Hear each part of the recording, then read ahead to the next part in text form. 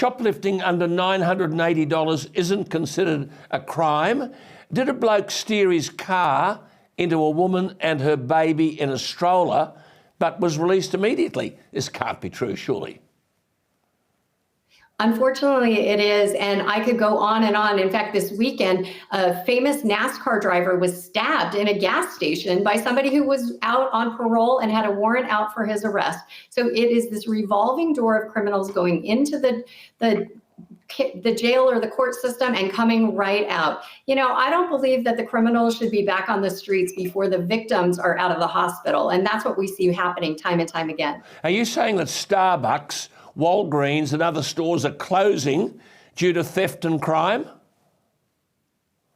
Absolutely. And people are getting really afraid here. They're afraid to walk the streets. They're afraid to ride mass transit. They're afraid that they might be followed home. They're afraid to go shopping because they're afraid that they're going to pump their gas and be stabbed like that NASCAR driver. I mean, there really is this palpable fear. And our criminals aren't afraid of anything because they know that they will be released. They talked about a guy this past week who had been arrested over 120 times in the last several months, all on shoplifting charges. But it doesn't stop with shoplifting, and they become more and more brazen, and there's this escalation of crime that occurs, and people are really afraid because they don't feel the justice system has their back, but the justice system is on the side of the criminals. Absolutely. Now, is it a fact that people are being pushed onto train tracks, that there are unprovoked attacks on the street, that home invasions are on the rise?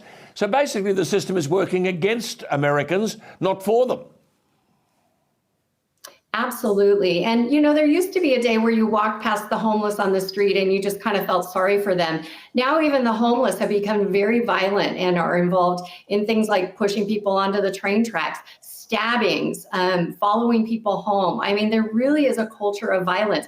Even in Los Angeles, this is crazy. You haven't heard about this since the times of the Wild Wild West, but train robberies are up in Los Angeles where there's just utter lawlessness. They're opening up these train cars and looting them. So these are things we haven't heard about for a long time. These are all big blue cities, and voters are tired of it. They're recalling these DAs and doing it one at a time. They just got rid of the one in San Francisco, and Los Angeles is counting signatures right now. Well, vote Democrat, defund the police, and this is what you get. Just before you go, how angry are people about the southern border being open and millions of people, no one's got any idea who they are, being dropped all over the country, human trafficking, drug trafficking, out of control? What's the administration doing?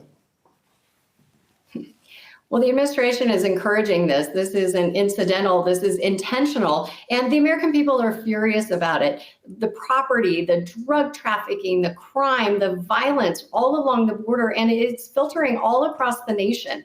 This is not who we are as a nation. And, you know, Joe Biden should be listening not only to the anger, but watching the poll numbers, and that should be making decisions for him. He should realize this is not popular. He knows that most of these people that come across the border will never be returned home. He's counting on them becoming Democratic voters, but if he watches his sinking poll numbers with Hispanics, he better not count on that for long. And it's an insult to anybody who's Hispanic to think that they're okay with crime, they're okay with drug trafficking, they're okay with human trafficking and okay with lawlessness.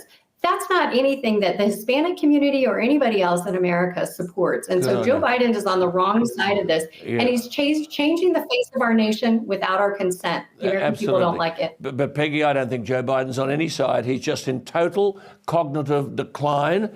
And the sooner someone nails it as such, the better it'll be for all Americans.